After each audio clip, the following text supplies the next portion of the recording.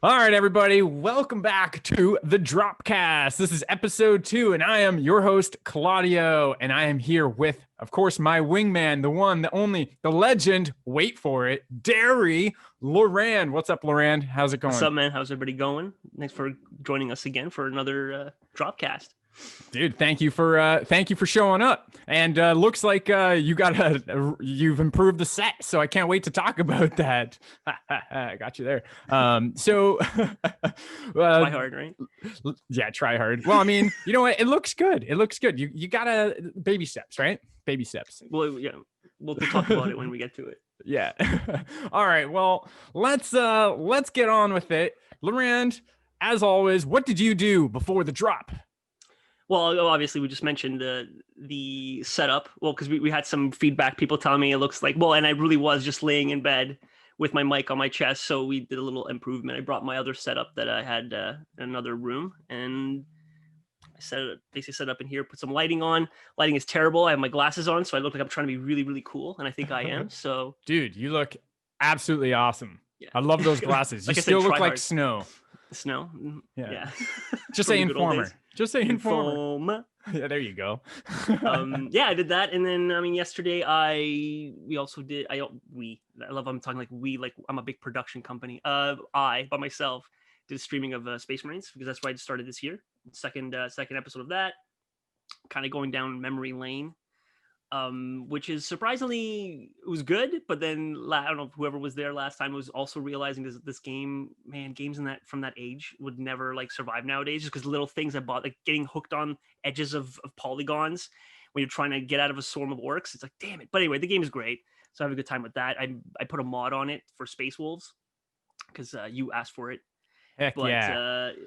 So that's pretty cool. Yeah, and then that was about it. How about yourself? Well, hold on. I want to say that your studio does look pretty good. Yes, like way better than episode 1. So, well, like I said, everyone appreciates the effort. Let's hope. Well, I mean, like I said, it was literally last time when you caught me when we were doing it, I had the mic on my chest, like the actual boom mic rested on my chest so that it doesn't move around. So that's why. And also there was a terrible angle. I have lighting now, so a little bit more looks like I'm not in a dingy basement, like a hostage video. Now you're in a green dingy basement. Yeah, now I'm in the corner of a room that makes it look. Yeah, so there you go. You sound good. You look good. The green looks good. The coffee looks good. Everything looks good in the studio. Baby steps, dude. Gotta keep it Canadian. But don't worry. Eventually, you'll have a nerdy, dumb background. It's not dumb, but a nerdy background like this, full of your own Marines and junk. So yeah, I'm sure if I gather together all the different stuff we have, I'm sure I could put something together. Yeah. Well, that's awesome, man. And I tuned into your Space Marine stream last week. I couldn't last night, but I did last week. And dude, I've been wanting to play it so bad. And then when you sent me the photo of the Space Wolf that you modded, yeah. I was losing my because I just want to play Space Marine so bad. It looks so good. It holds up, man. It holds up. Yeah. Well, well, the thing is too is that no one has ever done it like that, right? So I mean, yeah, because that game, what did I say was 2011? So I mean, it's a pretty old game. Yeah. And I guess the Space Marine, the simplicity of it makes it easy to render. But yeah, like the game still holds up. Like the architecture is really nice. It's nice and big. It still makes you feel like you're in that universe as much as we would know what a universe is. But yeah, dude, and. Hold on. You know what? Like, it was Mike that mentioned it. The glory kills. Like, I totally forgot about the glory kills. Yeah, that from Doom, and it was totally Doom didn't do that. That stuff I made a mention of it too when I realized that I should be playing it more like Doom, where it's like attack, right? Like you're not. There's no count. Like because it seems like a slasher, right? Like you're playing God of War, so you're looking for that counter, you're looking for that opening, and you're like, no, just go right through it. You'll take damage. You have to take damage. Yeah, I mean, it can be annoying. Like, obviously, like I said, last night I died a lot. Oh, did you? Oh, damn. It was pretty bad. Well, because I kept getting cocky, and then well, you're a Space Marine. Of course you are. Yeah, of course I do. But no, the stupid rocket launchers. Like, they keep sniping you with these rocket launchers far away. So as you're trying to take the horde on, anyways, and I was trying to be all, you know what? It was really the problem was I was trying to be like a space wolf. And running in there like an idiot, and then getting rocked like an idiot. Dude, you're an Imperial Fist, no Space Wolf. Use them guns. We'll get into it when I get to that mod. If I find the mod, There is a mod for it though. I'm So 100% positive I've seen snapshots on the Steam yeah, page. yeah. So I've well, no. The thing is, so this is the weird thing about the game is that there's a lot of mods you can customize your armor like any way you want. Mhm. That's a nice little tip if you don't want to play online because the online's kind of dead. Obviously, it's actually funny because actually some people are still dedicated to that game and still play it, but all the armor pieces that you buy on the DLCs you can't use in single player. So Oh, if you just what? want to, if you want to mod single player, you just mod it. Like, don't bother buying on the DLC because they don't help you at all, at least as far as I know. So, Oh. and even the weird part was that the first mods I found where they had a lot of different skins. So like I found Space Wolves, Mhm. obviously the one. I also found Salamanders, Imperial Fist, all the classics. Didn't work. And then I finally again I was going through the wonderful world of the internet, jumping from loop whole like from one hoop to the other And and falling into pits. falling into pits. Yeah. Well, that was the thing. A lot of times you're like, I don't know, because it's not even that. It's just like you're downloading something. And like, okay, well, what am I downloading, Yeah. right? Let's Anyway, hope it works. Click. So this one I didn't feel that bad because it was just files that you enter, and then you Yeah. just make. It looks like it was like sometimes video games have those what are they called, test or test sort of like attachments you can add to the file. Mhm. So put the game in a test mode or like a what do they call it, like FAQ mode, or we want to right Yeah. quality control mode, I guess some people call it. And I know I'm saying that wrong because I'm pretty sure it's called something else. And I'm You're a gonna have to programmer, show so I me should all know. that because I don't know unless it has to do anything with the Steam Workshop. I don't know No, how to mod. Well, that was the thing, right? The Steam Workshop will make it, but I think this was just before. Remember Oh, yeah, okay. you probably don't remember. Again, the beginning Space Marines I think was also on the Windows, the Windows multiplayer. I think I originally played the game on Xbox if it was Yes. for Xbox. I'm pretty think you sure it was did. I think you Xbox, and did. then I bought it on Steam, and Yeah. then haven't played it since. So, yeah. So, dude, I just want to play as a Space Wolf. I don't care. Well, we if you want to play, because you mentioned you want to play co-op, there is the last stand mode, which I think you'll like. It's kind of like, Dude. remember you got obsessed with Horde? pretty much. Dude, It's Gears exactly of War, that. man. Yeah. If we can Gears of War Space Marine, Gears of War are Space Marines in different skins. Let's be honest. There's I don't know if it's available in Horde mode, but they also and I got the DLC. You can play it as a Dreadnought too, and so you actually walk around. Yeah, it was like an ult. It's kind of like a kill does it streak. do the sound effects? I hope so. I don't remember actually. Yeah, from Dawn of War. Only even in death I serve, like stuff like that. Yeah. Oh, so, dude, nerding out on the Warhammer. yeah, well, it's a new year, right? I mean, what else can we do? Yeah, that's fair. All Yourself? right. Well, what did I do before the drop? Well, I've been watching a lot of Vikings. Dude, Vikings, man. My dad's obsessed with Vikings. And I've talked to you about this before, but my dad loves Vikings. I never watched it, never got into it. I don't know why, because it's clearly a show I would freaking love. And now I actually do love it. Yeah.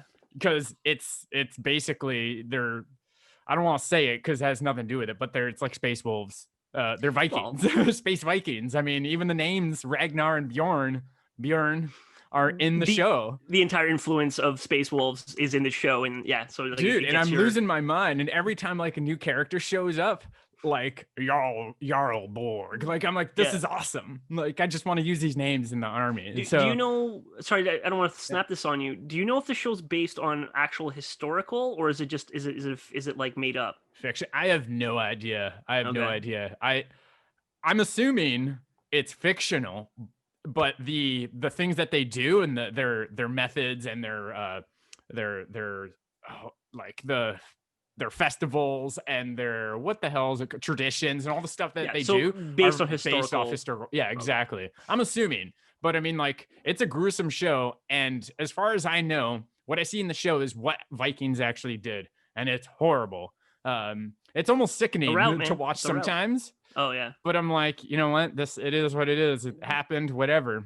Does it have that Game of Thrones kind of like whoa, kind of shock value? Yeah, there's a lot of shock value. Lots of deaths. Like there's one guy in the show. I can't remember his name, but I'm like, oh, I love that guy. He's an old guy, beard, and I'm like, oh, I can't wait to see him bust some ass. I'm not gonna say what happens. Spoilers. Yeah, something happens. I'm like, are you kidding me? All right, I know what we're getting into here. Yeah. And then I read the spoiler, what happens in later seasons. I'm not going to get into it. And I know what happens to the main characters. I'm like, okay, I gotta stop reading because I'm excited to watch Well, the especially show. just keep watching it then, right? Yeah.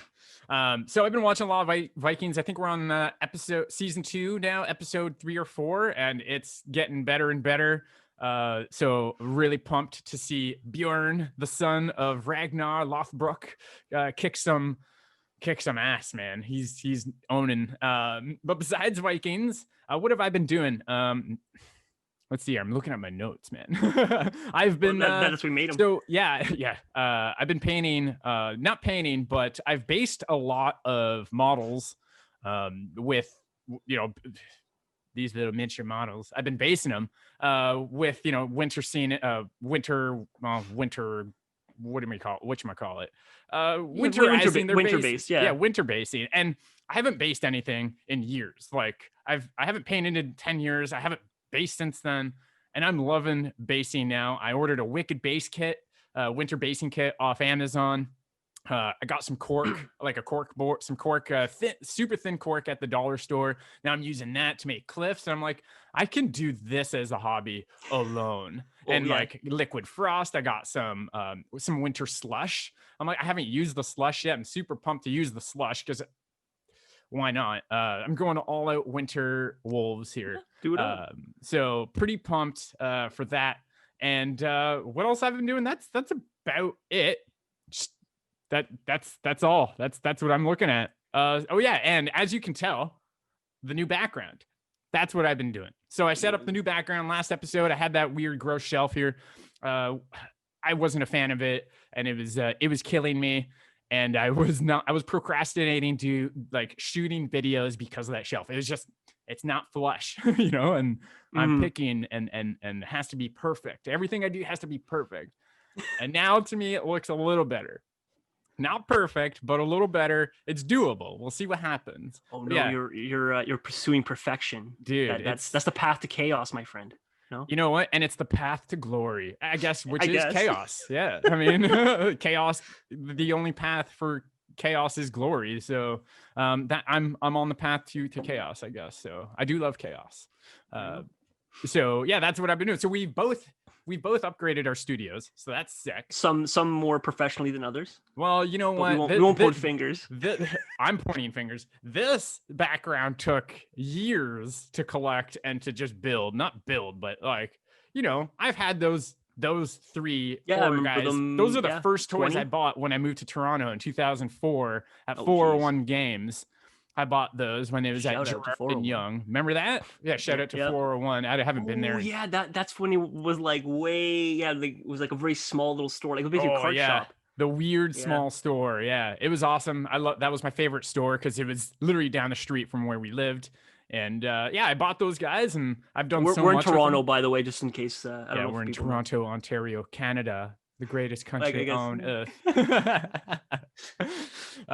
So yeah, this collection has taken lots of time to collect, lots of dough. Let's not talk about that. Let's not get into it. But I mean, as a collector, that's you have to embrace it, right? I've considered myself after all the stuff that I've purchased, I've considered myself not just a casual, like I collect toys, I collect this and that.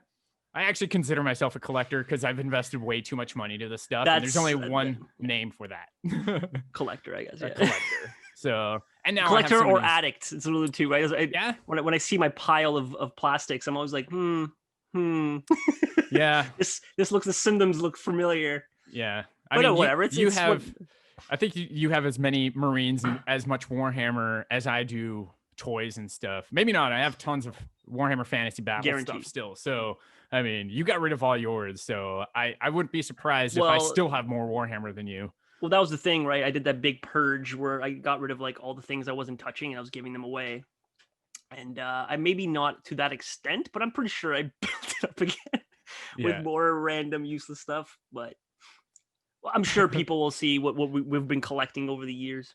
Yeah, man. Well, we're going to be talking about it. So let's just get on with it. Let's get to our main topics of the podcast, of the drop here. We're going to be talking about our favorite games of 2020. Oh, before we do that, sorry to interrupt. The rule changes. You want to touch on that? Oh, yeah.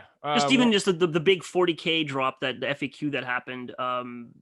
we don't have to get through all of it. Just, I don't know, whatever you think is, because there's of course the two big game changers with the last turn 5, and then the turn 1. So you take it first. Which one do you think is the most important? What's your feelings about them? So for those that don't play 40K, we'll get into it real quick. The first turn was always decided by a turn roll and whoever, or a dice roll, and whoever won that dice roll got to choose whether they want to go first or second. Now, whoever wins that roll has to go first. That is no more choices. You just do it. Yep. We'll start with that. We'll start with that. And I do like and don't like it. If like I've listened to a lot of opinions about it, and it does just push, I think they're doing it just to speed up the game. Yeah. But let's face it, it makes the game just as slow, because now you have to actually really place your models where you want to go. So when you're actually deploying your models, you have to take some extra time, that time away from the decision factor of whether or not you want to go first. So the time that it takes, has just been moved somewhere else in the process of starting the game. I don't like it. I like the idea and the option to go first or second. But you know what? Like we haven't played, or at least I haven't played a game with the new rule. So it could be good. It could be bad. We'll see. But I mean, I'm sure because of this rule, like you're going to be a little more defensive in your deployment. I'm going to be more defensive in my deployment, because who knows what's going to happen. Like you could have a change of heart, like in the old rule, you could have a change of heart and say, okay, you go first because whatever. But now you have to go first. Well, because the big thing, I know a lot of people, I mean, there's a lot of different takes. I mean, I'm in that weird boot camp, which I think a lot of people share my opinion, I think. Where, I don't know, did you play 8th? I played 8 with you, 8th with you, right? We played a few games at 8th, but it was... But in 8th, toward the end, they finally, I think most of at least in the group I played with, adopted the ITC. That's more of a more competitive format where you kind of determined who deployed first, who went first before you even started deploying, which I found, it was kind of like the Infinity, people who know Infinity, it's another little skirmish game, and they had that where you kind of decide before the even game started, you roll off, and that roll off decides who deploys first, who's going to get first turn, and which table side you're going to deploy on. And there's a lot, I mean, this, again, I don't want to get into the details, but the whole idea is that you kind of know, okay, if I'm deploying first, usually means I get to go first, which means the opponent gets to counter deploy against me, right? So I mean, even that, and I've heard that argument before too, about the deploying more defensively, but my only thing about that, as that army I played against you, the Raven Guard what's called chapter army, I would still want to win the roll off. So for me, I would still deploy. Like, I don't see why I would deploy if I want to be offensive. If I win the roll off, I still get to go first. I'm forced to go first. There's no backup. But again, I'm with you. I think play a couple games and see how it goes, right? Because I really do feel like maybe it will change my mindset, right? Yeah. Where I can't. Because I think the one thing you're right is that the deployment part is no more of that, oh, I messed up the deployment. Okay, you know what? I won the roll off, but me going first, he counter deployed me in a way that now if I get first turn, it's going to mess me up. I have the option to go, okay, you know what? You go first, and I mess him up. Yeah. You can't do that anymore. Now, if you fall in that trap where you're like, damn it, I don't want first turn, too bad. You have to take it. So yeah, I think you're right. Maybe just playing it and see how that develops. Yeah, being able to like redeploy, like Ultramarines could redeploy, right? No. Actually, redeploying is actually Raven Guard. A lot of Raven Guard abilities, and and again, people can correct me. There's a lot of redeployment for the Phobos armor. Oh, so right, yeah. So if anything else, now that we're talking about it, see, that becomes more powerful because yeah, you're right. Right, because Phobos has a couple traits. Again, I know there's one trait 100% where you get to redeploy 3 models. Sorry, 3 units. Yeah. And they basically just redeploy like normal. So if you have basically you can use your Phobos infiltrators to go forward, prevent people from moving, deploying close to you, then you just kind of pull them back. You can do cool tricks like that with them. Again, I think they're really fun. And then on top of that, the Raven Guard stratagems will even add more to it. So yeah, I think you're right. I think there might be different ways of approaching it just because of that one little rule of you don't have the option. Yeah. But we'll see. I like narratively, I like the idea of 2 armies facing off against each other and just one army just running forward. Too much Vikings right now, man, in my head. So I'm like, everything's a last stand. Everything is a... we'll No, have it's to all play good, some man. games and we'll see. But you do bring up a good point about Phobos armies. I'm gonna or units. I'm gonna have to look into that. I have some Phobos, but not a lot. Probably won't ever use them though. We'll see. Well, And then the other rule. Yep. You I think tell it's us the biggest about the one. other rule. Yeah, you explain that's that the one. biggest one. So basically the rule is before what happened was when you're scoring objectives mainly is for holding objectives, you do it in the command phase. So basically they made it now with the last turn of the game. So I think it's still turn 5, right? They load one turn. See, this is how much I play 40K nowadays.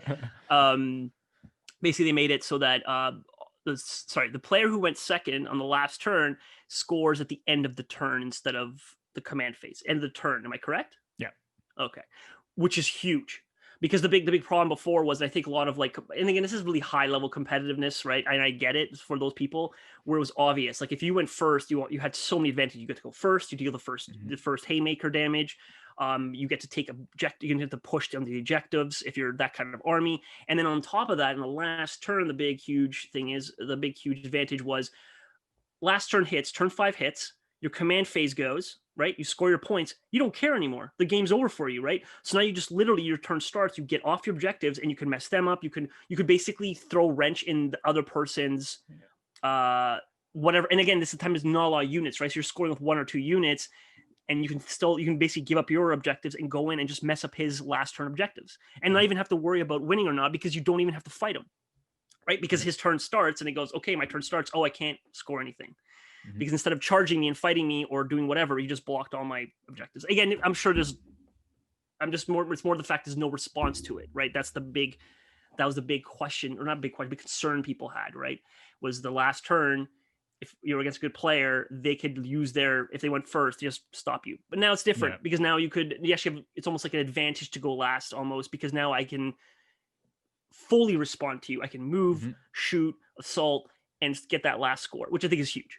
Yeah, I think going second is really good now, especially like losing that roll off with a defensive deployment. I think will work in your benefit because huge. You can't, if you're not going first, you're in defense mode. No one can hit you, and then just counter their abilities before it was, or counter their charge or their turn before. Last turn, you could basically only score secondaries, which not that many points. Let's be honest. Yeah. But now you can score secondaries, especially at that point, primaries. Right?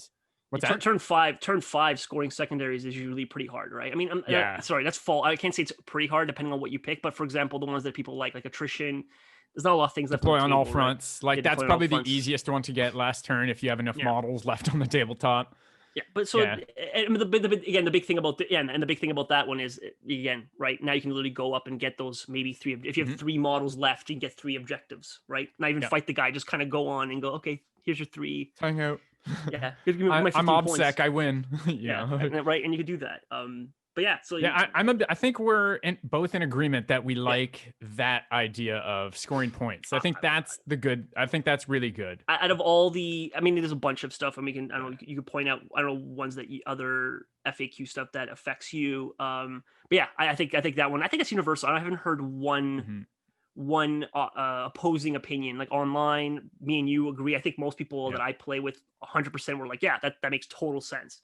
Well, you know what, like of all the Warhammer games I've watched online, like Tabletop Titans and mini wargaming, like and tactics as well, they're always like, yes, I'm going second, or damn, I have to go first. Like they don't, like, rolling 5s and 6s are bad.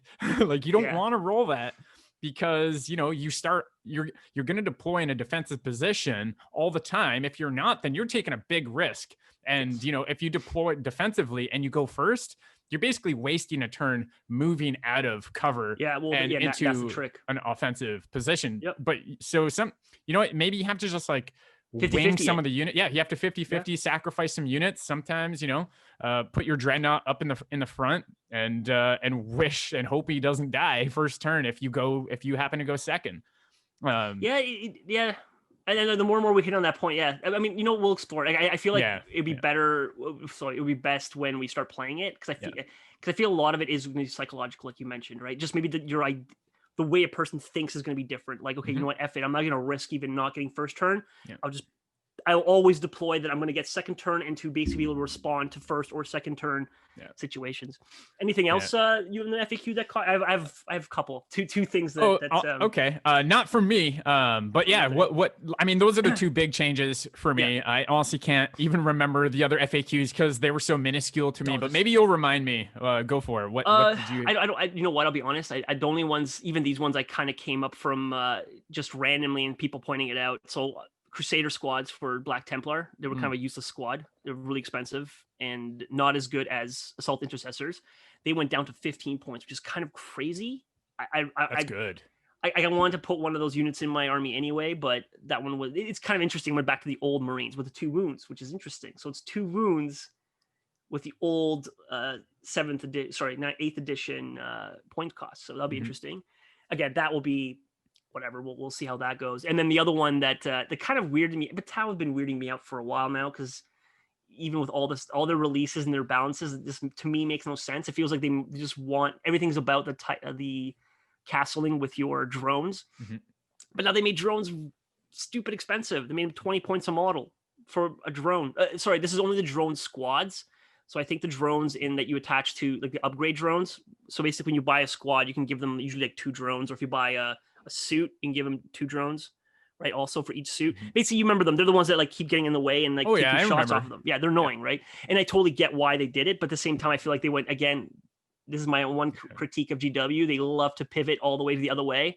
They'll be like, oh, this is a problem, and they'll pivot all the way the other way to fix it. So I guess now they made all drones 20 points, so you'll never see, I don't see why you would ever pay 20 points for a marker drone at Blissco 5 for 1 marker light, or 20 points for, I mean, the gun drone, maybe, but even it's ridiculous. Anyway, that I don't understand. People complaining about it. You know what, man? Like, it's not a bad thing that they pivot the other way just to see people's reactions. And within the new game system of 9th edition. And let's face it, like, they do all these FAQs all the time. And they're gonna release a new Tau book soon anyway. So and really everybody's, that's what take this with a grain of salt. Like, this is just to give people a Tau update so people could get maybe excited and maybe play differently.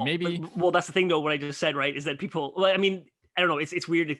Anyway, it doesn't matter. Yeah, you're right. Like we'll see where it goes. But it's just one of those weird ones where you're like, I think a lot of people were more confused in the sense they looked at it and go, I don't understand. Like, I mean, I guess I think the big problem is the Riptides. Giving them Riptides extra wounds is just stupid. Yeah. Right. Better than extra wounds, because you're going to take a whole last cannon shot. Right. Yeah. So anyway, goes into one little drone, which people, and that's the thing. It's so infuriating. Like I even as a Tau player, I giggle at it. But even when I get Tau'd like that, I'm like, Jesus Christ, I finally hit with this stupid last cannon. When you get finally hit him. And by the way, this thing has a 3+ invulnerable save. And then on a 2+, he saves it. Oh, did he fail the 2+? So now he has a 4+ invulnerable anyway. It's like, it's so cheesy, I totally get it. It's cheesy. It's also just, the opponent is not having a good time, right? Yeah. Like I totally get that. But anyway, we'll see. I'm hoping to be honest with you, Tau is one of those armies I hope they rework. I'm excited for that codex specifically, because so far the codex has made me really excited. Like the Death Guard, I don't know if you've seen the Death Guard stuff. It's really good. I know they just dropped a bunch of stuff to the pre-orders today. I haven't even listened to any of the Aspect Tactics videos of the Death Guard. I want to, because I'm starting to like. I don't think I'll ever collect Death Guard just because of the way they look. I can't make them look. They're not perfect and clean enough for me. So I can't fathom and grasp myself collecting them. Yeah, to do like the grossness. To do the grossness. Mike's good at it. I can't. No, I'm not touching it. But I like how defensive they are. Well, that's like to our first point when we mentioned about the second turn. Like, think of now how brutal that army is when they're in turn 5 and most of their like force is good. I mean, that's pretty much almost like, wow, now they're, and again, Tau, they have other problems where they're slow. And again, we're not experts on this. I'm not expert on this army, so I might be totally wrong, but I can totally see being like a pain, being like, it's turn 5, their army's still alive and they're going second. So as a first player, I'm in trouble now, right? Because that gives them another turn to get into position, right? Yeah. Well, that was the FAQ. Is that all for the FAQ? There's lots of changes, and I'm sure once we start playing the game, we'll be able to. We'll probably change our mind. To be honest, who knows what's going to happen when we actually get some experience on the tabletop? Sorry, there is one thing that we forgot. Sorry, and it's just more because it affects us. The point increases on Outriders, which is your favorite. Oh, yeah, 5 points. that's and actually very Eradicators. important. Yeah, I totally forgot about that. Okay, Claudio. Yeah. Would you not pay an extra 15 points for 3 Eradicators? Absolutely. Yeah, right. Like, I mean, 15. they I'll pay took 30. Yeah, I'll pay an extra 30 points. Easy. They took a unit. Well, okay, so they upgraded the 3 units: Eradicators, Outriders. Which was and the other one? I don't remember the third. These are I know the 2 big ones that kind of were like, whoa, Eradicators and Outriders. They increased them by 5 points, which basically means they took a unit that was broken for their points cost. They're really good. There's no reason not to take them. You'd be stupid not to take Eradicators and Outriders. They made them more expensive to use, but they made it to they made it to a fair point so cost. Good. Yeah, they're still too cheap. At like 50 points. 50 points for an Outrider is dumb still, man. Still really, really good. Yeah. So dumb. The thing that's crazy too about the Eradicators is that because the Eradicators is the biggest one. Yeah. Like they're the ones that are just kind of silly, and people like still to this day you look at it, you're like, okay, 15 points, whatever. I take for 15 points, that makes them what, 155, right? Because they're 140 before, if I'm not mistaken. Yeah.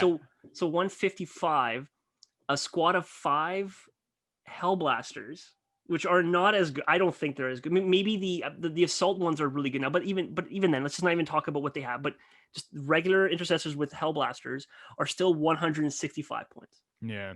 So they have 1 less wound. They have less toughness. And I'm sorry, they're just faster now. Well, they're just faster, yeah. But the thing is, the Meltaguns, man. The Meltaguns are dumb. The double tap Meltaguns. Anyway, that's the last big like. It's just really how good they are. I'm taking 2 units. It's so fun. Like, why do they make them shoot twice? Why do Eradicators shoot twice? Why? What? Even if they got rid of the shoot twice rule, they'd still be really good. Because they're just tough at that point. You know what? There's no reason for them to shoot twice. I'll tell you. I was gonna make some sort of like really mean comment. I don't know. It's also the same thing of like why the aggressors shot twice and now they don't shoot twice. And there's no. So I can totally see them being like, I don't know, in 10th edition in 50K in 2000 and 2022, because that's how these editions are coming now. They'll make them only shoot once. And you know what? That's fair. Honestly, like, they're terrifying, and if you don't see Eradicators on the table against the Marine Army, then that Marine player is either trying to be very, very respectful or doesn't know how to play. So, well, the only thing the only thing about taking them down to 1 shot is then the question comes up: why would you take them over a Devastator squad with 4 multi-guns? And yeah. I mean, because you can deploy them differently, right? There's different. Yeah. You could put them in a drop pod. So there's pros and cons to both units. But, we'll see. But let's move on from the FAQ and Warhammer. We will still talk about hobbying, but let's jump into 2020. It was, as we mentioned in episode 1, it was a tough year, but which means there was lots of time to do things like play video games. So, Lorand, what were your favorite games of 2020? Oh yeah. Well, 2020 was interesting because a lot of games came out, or games that were not really huge releases became blockbusters, like Animal Crossing, right? So there's a lot of weird. Yeah. Oh my god. Like Animal Crossing came out and just dominated the world. That's right. March. It came out in March, I think. Or with Doom Eternal. It made Doom Eternal not even exist, which is a shame because I actually like that game. So I mean the games I played, I would say right off the top, Doom Eternal. Mm-hmm. I played. That's a good one. Right. I mean, that was a huge one. Do you know, I actually, on a quick note, I never played the first Doom remake from 2016. Really good. I didn't play that one. I want it so bad. I played Doom Eternal. I don't know if going back to the first one is going to be good, but 100% go back. So I will say this to you, and people can agree or not, because it is kind of decisive. I still like Doom 16 a little bit more as an experience. And honestly, it's weird, and I know it's very trivial. It's less platforming. It's more like it feels more Doom. And the thing was, and I want to make this clear: the platforming is great in Doom Eternal. Yeah. It was just one of those weird ones where it broke up the action, and there's so many. And I find that the combat in that game, I'm making me sure to keep saying 2016 or Eternal. The thing that's interesting about the combat in Eternal is that they add an extra layer to it, which I enjoyed. Mm-hmm. I enjoyed hitting the weak spots. Yeah. figuring out and getting that rhythm in and improving your, like making almost every part of the upgrades useful. Like in the first 2016, like the zoom in rifle, I didn't find it useful, but in Eternal, it's amazing. Like being able to jump off a cliff, zoom in, shoot the Scorpion's stinger gun, so you can it becomes melee. Brilliant, right? Dude. Like I that kind of stuff. It makes you feel badass. Like it makes you feel so, and that's why I found those kind of, and even fighting the Marauders, right? They're hard. I like fighting them, but again, just being a Marauder and be like, yes, I beat the Marauder, and then you go around the corner and you're like, okay, man, just do these like jump puzzle things, and it's like, okay, I'm on a high right now, and it's Tomb Raidery. Yeah, it kind of slows it down. Again, I think it's a minor thing. I think, and by slow it down, you still mean they still throw tons of enemies at you, but it's not as crazy as fighting like a Marauder. Your brain switches into now just into normal Doom mode. You know, jump dash, land, make sure to grab, stuff. It's still fine. It was just different. It's just a weird feeling to it. Other than that, though, that's probably one of my this year's probably one of my big picks. Yeah. What else? Hades. I mean, I kind of played it before. Hades, really good by what is it called? Oh my god, I had their name. They do really good games. They're the ones that did Bastion. They're the ones that did. Good. I love Bastion. Oh man, why? Oh wow. Did they do Invisible? And Invisible, I think. No, they didn't do Invisible. Sorry, okay. Invisible was another. That's the guys who did Firewatch. Oh yes. Okay. Now I might be confused because I used to listen to one of their creators' podcasts, so maybe it's just the artist that I'm thinking of. So I might be making a wrong connection here. Ignore what I just said because I might be totally wrong. But Invisible Ink, right? You're talking about Invisible Ink. Invisible Ink. Yeah, that's a pretty cool game. You just bought me that for Christmas. Thank you. I can't wait to play. I still haven't touched it yet. That's the thing. Time's rushed now, right? Yeah. You have to see what you put. Too many games, yo. Yeah. There's too many games, but that is one I have been wanting to play because the art style is very much like Transistor, and which was made by Bastion, or the company that made Bastion. I loved the hell out of Bastion. Well, I was gonna say that's the thing about this company I like about them is it's funny. This company's kind of one of those things where not everyone likes all their games. Like a lot of people hate Transistor, right? The combat's weird, it's a weird game. But the thing I like about that, Pyre, that was the other one too, with the weird sports game, but amazing story, and like the art's beautiful, the music's beautiful. You can tell it's artists making this game, and and a lot of it is visionary. So I can, and they always will try to do something different. Like if you look at their library and all the games, other than the feel and the charm to them, like the music, other than that, the game is very different. All three of them. The most common, I would say, and again, it might be wrong if I remember correctly, is Bastion and Hades, and even Hades is not even close to Bastion. Yeah, not even close. Not even. But totally different the type pace of game. it, other than it's top down, I think. Anyway, you would love Hades. Like you should probably try Hades because I think you would love it. It's totally your type. What was that game that you obsessed with? What was that? Castle Crashers. Remember Castle Crashers? Dude, I just bought it on Switch not too long ago, so I've been obsessing over it too.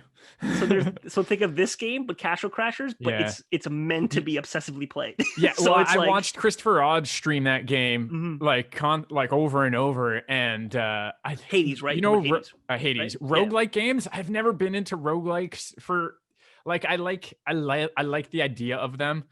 They're not my style of game. Like roguelike is when you start a game, and if you die, you start at the very beginning, but you keep all your experience. You just get stronger and stronger and stronger, so that your dungeon runs, essentially is what they're called, become faster and easier and easier. And it's just leveling up, dying. Yeah. I don't like that grind. That's one reason why I stopped League of Legends. Like I don't like the grind of a game. I think I'm getting too old for it. Yeah, maybe. But the art style of Hades is the thing about Hades is that the grind is built into the story, and I think that's why some people overlook it. Yeah, right. Because the whole idea is like for example, is one. So I never actually beat Hades yet, like because there's like an endpoint. I never got past the endpoint. I don't even know what the endpoint is. Other people have told me they have, and they've been playing it even after they beat it. They'll play it and they'll look at their thing. They're like, yeah, I have like almost like 80 hours, 100 hours into it, and I'll be honest with you, I can't even recognize repeat of certain dialogue. Yeah, because they have so much dialogue in the game, and the story, like depending on what you do, the characters that you interact with and who you're giving gifts to, they'll speak to you. And so my whole point is that the game, the whole game, as the repetitiveness of it and the grind of it, it feels organic. So I mean, that's the other game. And so my last game, sorry, this is probably the game of the year for me. Like this game, I played it. I also started playing, sorry, because other games I started playing too on my PlayStation 4, which I actually got beginning of this pandemic, and all of it got shoved aside for Ghost of Tsushima, which is like beautiful. Again, it was pretty much an Assassin's Creed Japanese style game, which is amazing. It's beautiful. And the big thing about the game too is one of those games where it's exactly what I needed in 2020. So the minute I got into it, I played the opening scene, and I'm like, yep, I'm hooked. Mhm. So I literally stopped playing everything else. So I still haven't beaten God of War, which is also awesome. Oh, but I can't even say it's the pick this year, because this game got me so well. It got me exactly what I needed. That I basically just beat it in one, I think a week, 2 weeks. Mhm. Like I went always. So that was probably the pick. That was my game of the year, I would say, probably the one that really kind of stuck with me. It won game of the year though, didn't it? I'm Ghost pretty sure. Tsushima? Yeah, or it did really well at the Game Awards. I can't remember if it won game of the year. No, the Game Awards, the game of the year was Last of Us 2. Oh, was it? Okay. I voted for Ghost of Tsushima. I've never played it, and I want it. I'm waiting for it to go on sale, and I want it so bad. Well, the only problem is you need a stupid PlayStation. That's literally bought the PlayStation for that. And yeah, it's an exclusive, and it was that game that I'm like, I should buy a PlayStation. There's so many PlayStation games that are exclusive only to PS that I'd actually want to play, and I can name 5 of them right off the bat. So. I probably should invest in a PlayStation, but that means I'll be less productive. If Ghosts comes out on PC, I'll buy it. But I don't know about a PS5 yet. Not yet. We'll see. I'm a Nintendo guy. And Ghosts ain't working on a Switch anytime soon. No, well, yeah, I'll be very well. I mean, they kind of Doom Eternal's on the Switch too, isn't it? Yeah, but it does. You know what? It looks good. It looks okay handheld. Well, it looks sick. It looks. I shouldn't say just like a PC, but it looks fine. It looks good. Better than Doom 2016. Really? Doom. It looks better. But it's just. I don't know. Once you see, I totally get it, because once you see the high res of Doom and how beautiful it looks and how much effort's in it, yeah, the other one's like. Dude, I bought Mortal Kombat 11 on Switch, loved it, played it to death. Like the first week it came out, loved it. And I was obsessed. And then I bought it on PC 6 months later because I want to play with you.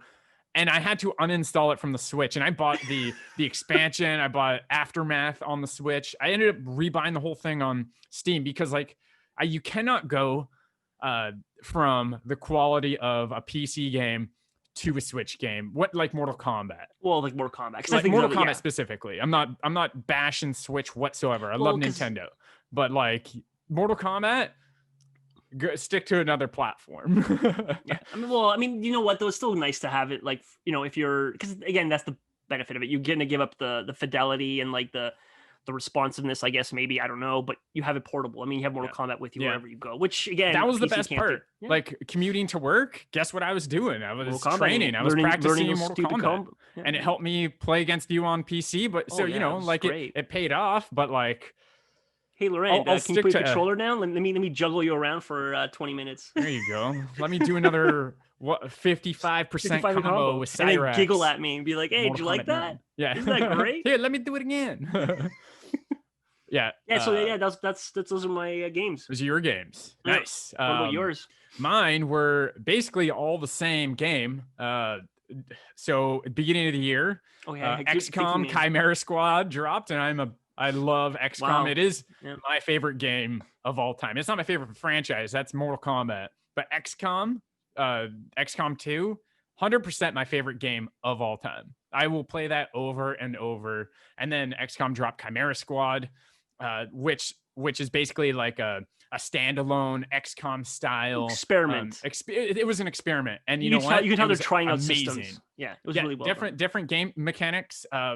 Similar to XCOM, but there were new fresh ones, which I hope they integrate into XCOM. The breach system was very, very cool. I didn't expect to like it as much as I did, and yeah. So that game came out, and then get this: XCOM War of the Chosen, XCOM 2 War of the Chosen came out on Switch. So and let me get the month straight. So February, I finished playing XCOM 2 on computer. I did a stream on my YouTube channel.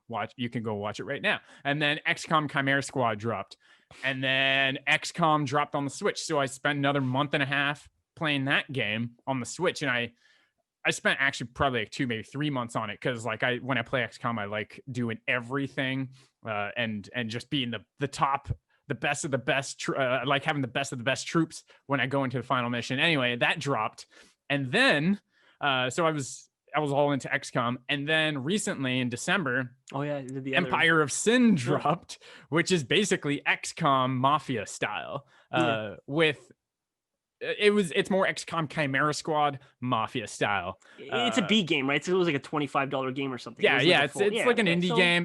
You know what? And it has so much potential, and I hope that they do like number 2, improve it. Number 2, or just fix this one up. There's so many mechanics in it that were broken. Like there's so much in Empire of Sin that in my playthrough, which you can also watch on my YouTube channel, there's so many mechanics that like I did not even know about at the end of the game. And like I'm reading the comments. Thank you to everyone that commented, but like I learned so much just from people making fun of me for not knowing how to play this game. But I was kicking so much ass in the game, like, and I was it wasn't on hard mode, it was on normal mode, but still like it was too easy, and I wasn't doing everything 100%. You weren't even being 100% efficient. Yeah, exactly. So those were the 3 games I played in 2020. Primarily, I didn't really do anything else video game wise. What did I do? I can't remember what other games that I really played. It's been so long. But yesterday, it has nothing to do with 2020.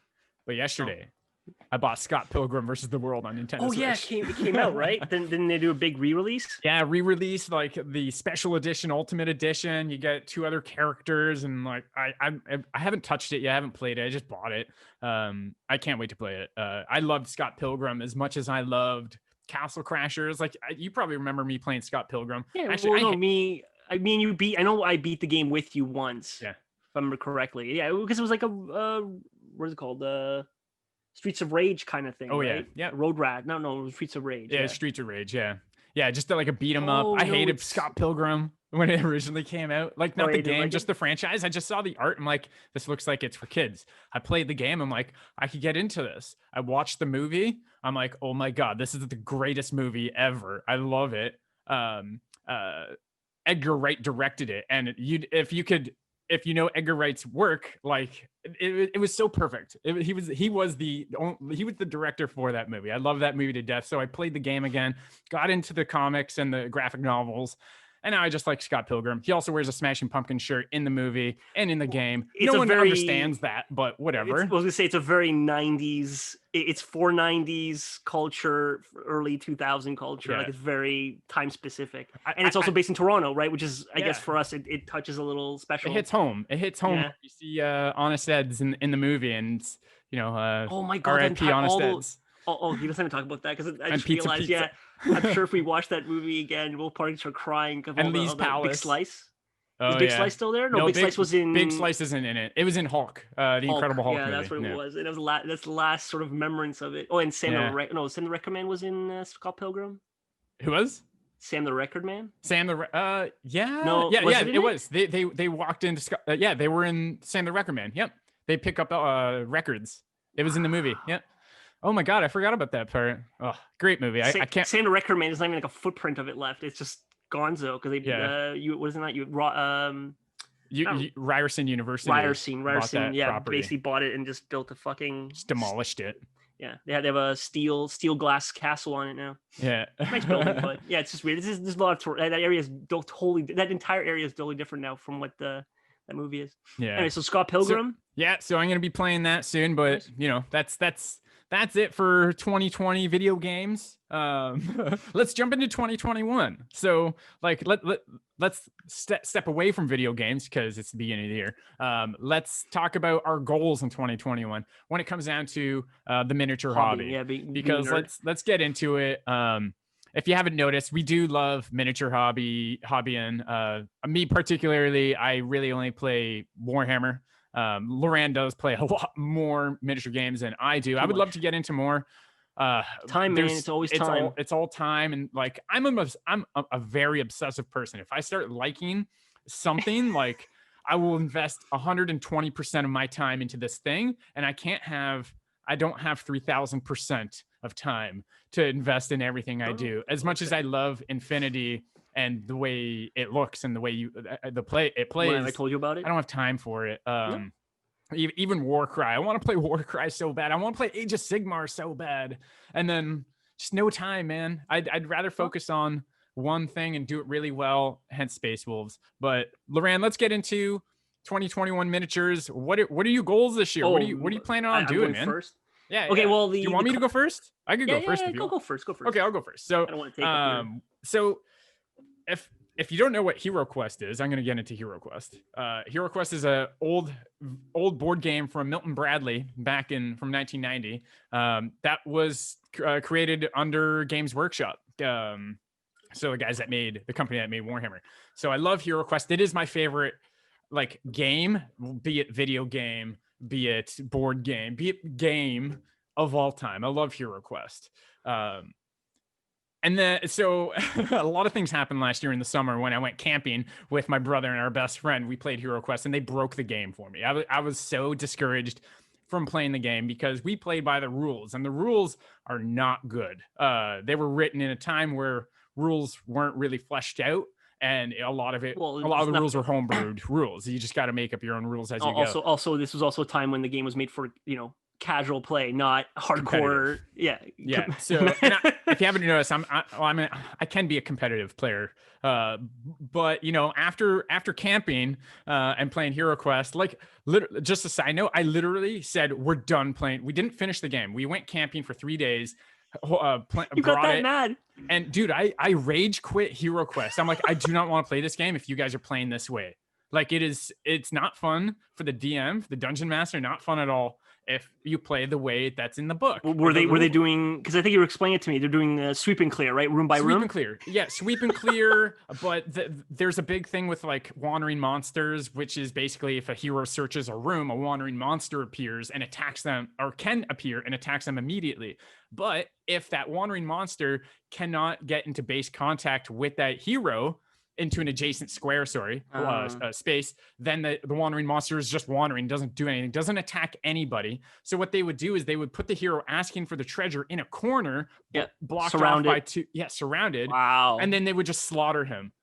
And then they would go just room sweeping, like you said. And it was just like, I have to rely on one damage traps and hope that they're dumb enough to not ask for traps. But they were on the ball about everything. They played the way they should have played. They played the way by the rules, and that's how I competitively would have played. So needless to say, I do still love Hero Quest. And what this has to do about miniature hobbies in 2021 is there was a Kickstarter. Oh my God. What's it called? Dungeons and Lasers. I'm looking at the boxes right down there. Dungeons and Lasers released basically a campaign on Kickstarter that I helped fundraise and or crowdfund. And they sent me a bunch of dungeon pieces, plastic miniature pieces, room tiles, floor tiles. Basically, I'm making the Hero Quest board using these plastic pieces. They're like, these are the pieces you showed me. They're basically like dungeon tiles for D&D usually. Oh, you could I'll put up a photo so people can see what we're talking about. But yeah, so I'm making basically a 3D Hero Quest board. So that's my goal. I have I have everything I need. I just have to get down to doing it. It's definitely a passion project. I'm not going to be doing this in a week or 2 weeks or whatever, whenever I have time. That being said, Hasbro Pulse actually just after I crowdfunded and received all this stuff from Dungeon Lasers, Hasbro Pulse released a campaign for Hero Quest Remake. Yeah. And guess who got suckered into buying 2 Hero Quest boxes? You bought 2 of them. I bought 2 of them. I bought one, and then I was like 40 days left. Okay, it was like the first day I crowdfunded, had to do the big box. Is there these limited supplies? I thought they were going to release them later. Normally, they're going to release them later, but there's limited edition miniatures in the Hasbro Pulse Kickstarter or the crowdfund that you can only get through the crowdfund. So that's why I bought it there. And then like the last day, I'm like, you know what? I'm gonna regret not getting another box. Why I need another game system is beyond me. So I ended up buying it again. So I have 2. The addiction is real. That's the addiction. So there goes $600. We'll use this podcast in the future to as like intervention when we just replay ourselves confessing our purchasing some habits. regrets. And yeah, I mean, no, it's not a regret. I mean, I'm gonna love. I hate the fact that I spent so much money on it, but I'm gonna love the idea of a game being remade. My favorite game of all time being remade. A lot of people were hating on the miniatures and everything. I love the way they look. Yeah, they look a little World of Warcraft. World of Warcraft, and a lot of people made comments about honestly, that. I'm cool with it. If you want the original Orc look, go back to the original Hero Quest. This is a new game for a new crowd, for a new audience. I'm pretty sure they also reroll. There wasn't like maybe it wasn't you that showed me that. I thought there was projects where people were 3D printing, like having 3D prints. There's tons of the original model. Yes, there's tons of 3D printing. Like there's you know what? And I should have looked into this further before getting into the Dungeons and Lasers crowdfund. But there is so many people that are 3D printing the 3D board game, 3D board for Hero Quest. And to tell the truth, it gets expensive. I know some people that were doing it, and they're like, even you start.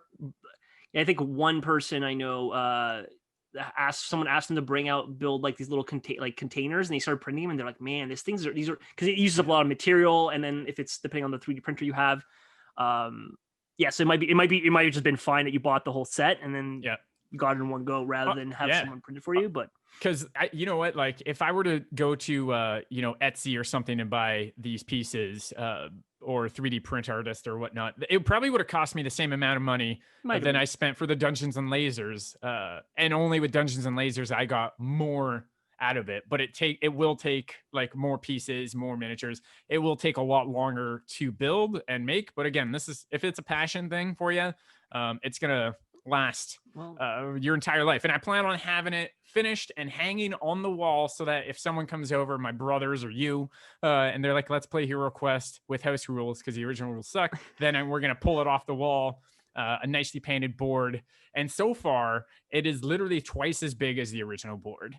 I have already kind of outlined, I've already kind of like pieced it together, and it's twice as big. And it's crazy. It's going to look awesome. But that's my goal for 2021 regarding miniatures is besides like the typical work on my Warhammer stuff. That is the thing I want to focus on. That's what I truly love. So Lorand, what are your goals for 2021 in the miniature world? The goal for 2021 in the miniature world is the same as it's been for the past 20 years, which is finish my Imperial Fist. Because I'm pretty sure if that ever happens, people that know me, I've been painting this Imperial Fist army for literally since the original Terminators dropped back in the 90s, like the new Terminators that everybody plays with right now, and Lysander. So the reason I got into Imperial Fist, the big reason was Lysander came out, and they had and Lysander's literally just a captain with Thunderhammer and Storm Shield, nothing really crazy. But the cool thing about him, we had this really cool rule was when you deep striked, you only made, let's recap. The old rule was when you deep strike people, they didn't come down automatically like in the current edition. You have to roll for it. You have to roll for each individual one. Oh, right. Right? It was different. I forgot about that. Right? And so the big thing about Lysander was you only rolled once. You got +1 on the roll, too, but you only rolled once, and all your Terminators came down at once. It was in my head, it was one of the coolest rules ever. I built an entire Terminator army at the time. It was all scouts and Terminators. Because in the back then, I don't know if you remember this too, deep striking scattered.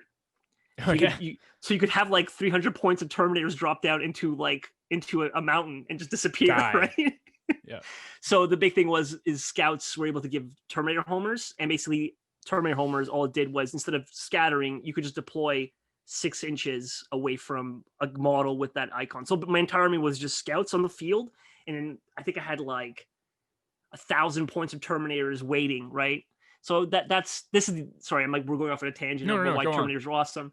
My goal is to, anyway, this army has been being built for decades now. It's been officially 20 years of building this stupid army.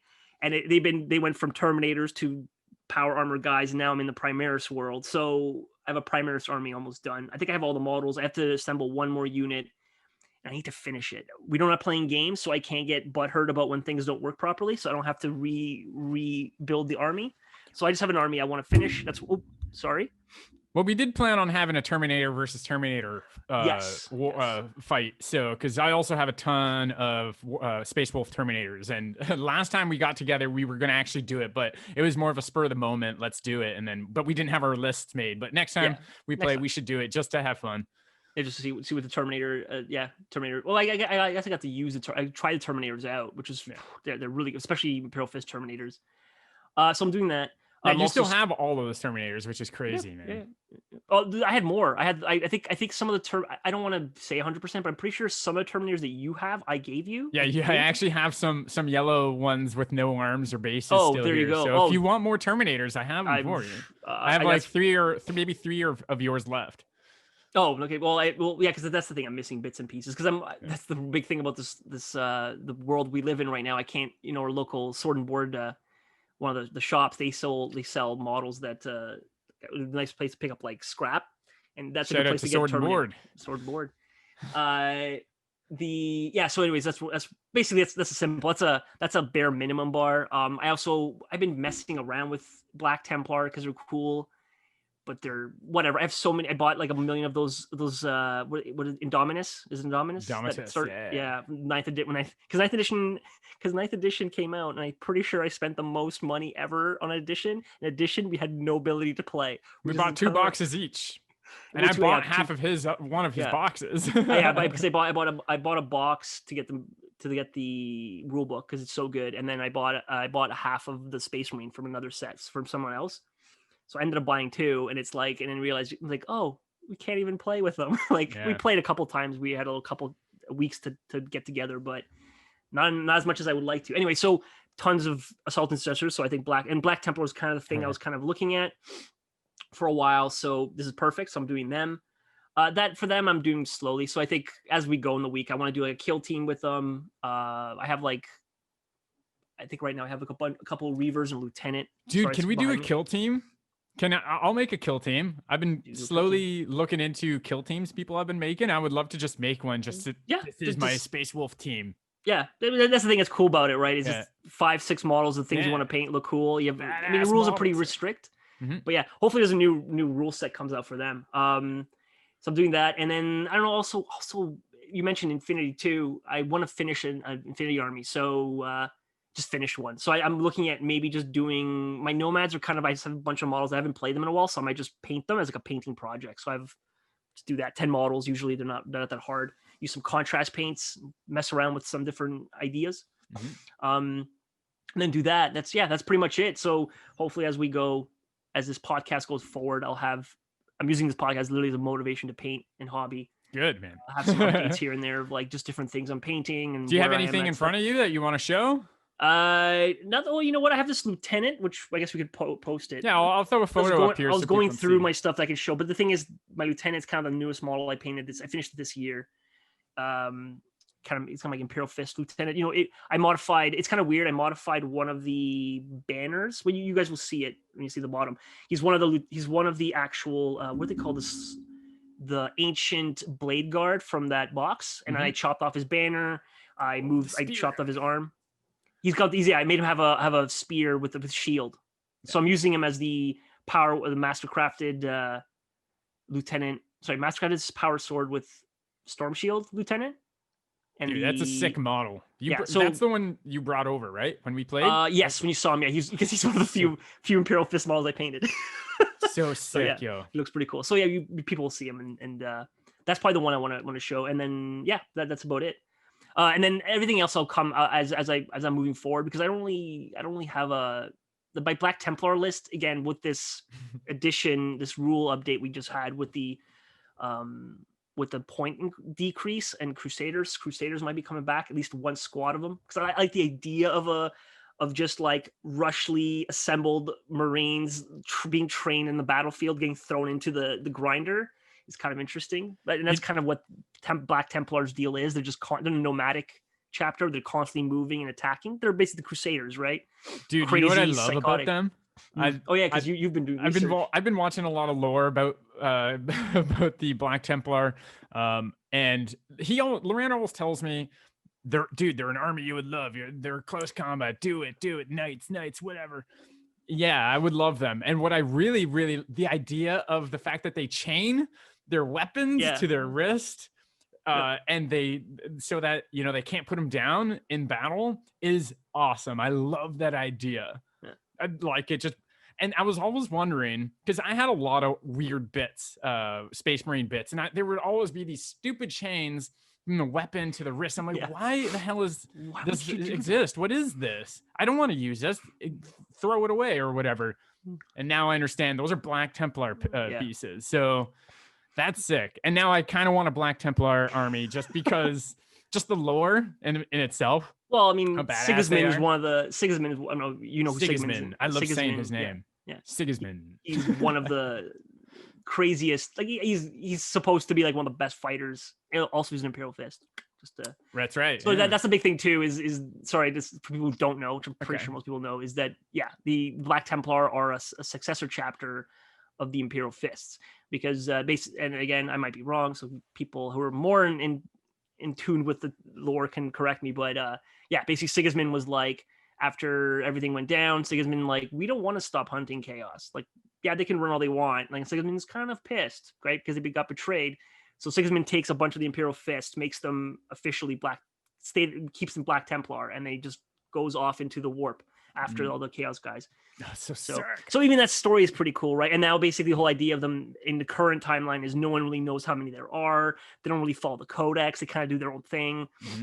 And thematically for you, it's going to be cool to have your yellow Imperial Fist with your Black Templars. Whether it be side by side or. I'll be honest with you. The interesting thing is, I don't think they would like each other, right? Like their mentality is so different. Yeah. While the Imperial Fist is so like, let's be honest, a stick up their ass, right? Follow the rules, codex, right? While I messed up that reload by a fraction of a second. I'm going to go into the torture chamber to teach me a lesson, because literally what Imperial Fists do. While the Crusaders are literally just these psychopaths, because they're kind of crazy, right? Like they're extremists. Yeah, that's you know what? A lot of the lore videos I've been watching on the Black Templar, they go into some dark things, especially about the church and priesthoods. I'm like, this is not cool, man. No. Well, but it's the thing that's cool about it is supposed to touch on that sort of psychopathic, the path of the Imperium at times, which pretty much that's what they are, right? Yeah, they're the sort of the I guess the fallout of the heresy, right? Of like, you were not really we're not a traitor legion. We're just kind of dipped too far on the other way. So we're fanatical, like, because the whole idea is they don't have any librarians, right? Yeah. Like all their librarians are psychers. Gone. Yeah. Oh my god, I love that. When I kept hearing that, I was so happy. Cause I hate psychers. I hate anything that has to do with magic. I hate. Yeah. In Warhammer Fantasy, because you're really. Because truly, let's be honest, you are a Khorne worshiper, right? You know what? I probably I just want an axe and go into melee combat, and with a giant sword, like a bloodletter. You know, let's hope for your sake they come out with that full Khorne blood World Eater army. Oh, dude! You need to. I looked into World Eaters, the chapter tactic, but they're forged. A lot of their stuff is Forge World, from what I understand. Well, they only have one unit. They have the Khorne Berserkers. That's it. Again, don't worry about it. There's rumors going around that they're gonna eventually. Again, these rumors have been going on forever, so just keep on hoping, I guess. Because I mean, they have the Death Guard is fully a Death Guard army now. Thousand Sons, a full Thousand Sons army. I think that's another army I would love. If there was a Chaos army, it would go so well with my Space Wolves too. Chaos, I love the color. Chaos is going to get updated right now. People are pretty pumped, right? Like the rumors of the 2 Chaos Space Marines, which I don't think they officially did yet. People are going to be happy. This update, you know what? This update that came out, the FAQ, that we didn't touch on Chaos because we don't read. None of us play it. But yeah, you should probably look it up. Maybe there'll be something there that you think is cool. Yeah. I'll have to freshen up on that FAQ, but oh man, Thousand Sons. I would love to get into it, man. Well, dude, should we call it here? We've been rolling for over an hour. Jeez, we have. Okay, we have. It was a fast hour. We talked about a lot of things: video games, hobbying, of course. I hope you guys kind of get a feel of what we're going to be talking about. Just dorking it up. Just dorking it up and talking about what we actually have a fond interest in. I know, I barely touched on my toy collection, but and that's something I haven't really talked about on the podcast in these 2 episodes, but we'll eventually touch on. We'll have 2021 to touch all our weird hobbies, right? I mean, wait until we get into music or movies that we like. Again. Oh yeah, maybe next week or next Dropcast we'll talk about some movies. Mortal Kombat. Mortal Kombat. The new photos from Mortal Kombat. That actually looked really good. Coming out on my birthday. My favorite game. Hint, franchise. nudge. I guess I got it. I'm picking up what you're putting down. Dude, Cyberpunk was supposed to come out on my birthday at last year, 2020, and then they. Good, it didn't. So if Mortal Kombat gets delayed, I'm gonna be pissed. But that will be the birthday gift of birthday gifts if Mortal Kombat is good and drops on my birthday. But anyways, guys, I think we're gonna call it here. So everyone, thank you for watching this Dropcast. We really do appreciate it. Lorand, thank you for joining me. And why don't you tell the good people out there where they can find you? Basically, you can find me on @Low Orbit Gaming. Basically on I'm pretty sure I have a Twitch account. No, I do have a Twitch account and I have a Twitter feed too now. So if you guys I'm basically streaming at 8 to 10 on Fridays. You have a Twitter account? I didn't know this. It's the same as the thing. I started out being all I'm gonna be super informative but I hate Twitter, but I should probably post things just to even keep people up on what I'm playing. So if people are following me, and they go, I don't want to watch that stupid game, so I'm just gonna ignore him this Friday. Dude, I dislike Twitter too, but it's okay. It's fine. It's good to get the word out. Yeah, well, that's what I'm saying. Using it as anyway, you can contact me there. You can tell me how stupid I look or how whatever you want me to, or how awesome I look, whatever you want to say. So how awesome I look. and if I check it. If I check it, I'll know it's from somebody because I don't even know. I should probably check it more often than I do. I'm bad at this. What I'm trying to tell everybody, I'm really bad at this. Dude, don't say that. People aren't going to watch your streams if you're really bad. He is really good at things. Some people just like watching train wrecks. It's cool. You never know. You know what? As long as you sport those shades that you got kicking on right now, then people are going to tune in. Yeah, it won't be all the time. It's the light's right in my eye right now. So yeah, everyone can see the reflection in your glasses. But that's cool. And everybody, you can find me, Claudio, on Instagram at Claudio_Paola, and here on YouTube, I'm trying to post as often as I can, toy content, whatever it may be. But that's where you can find me. And Twitter, actually, at Claudio_Paola on Twitter. I'm pretty sure that's my tag. We're great I'll put it here somewhere or whatever. Professionals. But everybody, thank you very much for tuning in once again. And we hope to see you next time on The Drop. There, guys.